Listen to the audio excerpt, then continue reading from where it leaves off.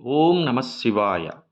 పంచభూతాల్లో వాయులింగంగా ప్రసిద్ధమైన శ్రీకాళహస్తీశ్వరుడు వెలిసిన ఈ క్షేత్రంలో గిరి చుట్టూ ప్రదక్షిణ చేయడం అఖండ పుణ్యఫలాన్ని ఇస్తుందని విశ్వాసం.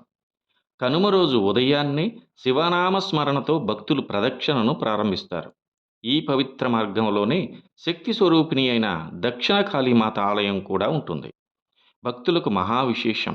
అభయమిచ్చే అమ్మవారు, భయాలను, దోషాలను దూరం చేసే అపార శక్తి స్వరూపిణిగా ఈ అమ్మవారిని కొలుస్తుంటారు.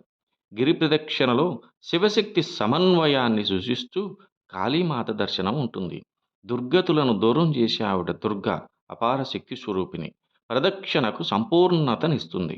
ఇక్కడి అమ్మవారిని దర్శించుకుంటే నాగదోషాలు శాంతిస్తాయని, అకాల మరణాలు తొలుగుతాయని భక్తుల విశ్వాసం.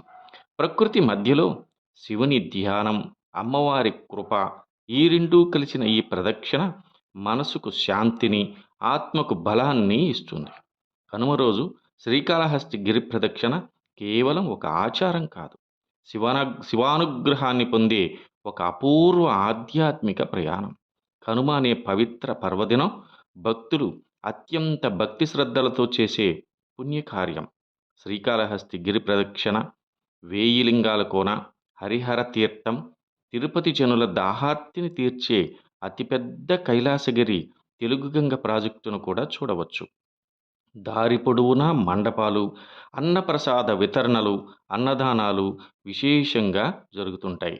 అంబలిస్వామి అనే ఒక సాధువు మార్గమధ్యంలో శనీశ్వర స్వామి ఆలయం, గోశాల నిర్వహిస్తూ అన్నదానం కూడా చేయిస్తుంటారు. భక్తులు విశేషంగా పాల్గొని ఆకలిని తీర్చుకుంటూ ఉంటారు. అందుకే అన్ని దానాల్లోకెల్లా అన్నదానం గొప్పది అన్నారు. వృద్ధాప్యము తల నుండి కాదు, పాదముల నుండి ప్రారంభమవుతుంది అంటారు. నడక ఆగిపోతే వృద్ధాప్యము కాటికి కాలు చాసుకొని కూర్చున్నట్టే లెక్క అని చెప్తారు. అన్ని క్షేత్రాలు శివునికి ఆవాసాలుగా ఉంటే గిరియే శివలింగం ఉన్న క్షేత్రము అరుణాచలం. అలాగే సూర్య సంక్రమణం రోజు లోకమంతా సూర్య భగవానుని పూజిస్తే పూజలు అందుకున్న మరుసటి రోజు కనుమ రోజు సూర్యుడు సమస్త దేవగణాలతో ఈ కైలాసగిరి ప్రదక్షిణ చేస్తాడు. అందువల్ల ఈ క్షేత్రానికి భాస్కర క్షేత్రం అని కూడా పేరు. జ్ఞానప్రసూనాంబికా సమేత శ్రీ వాయులింగేశ్వర స్వామి యొక్క అనుగ్రహ ప్రాప్తిరస్తు. ఓం నమః శివాయ.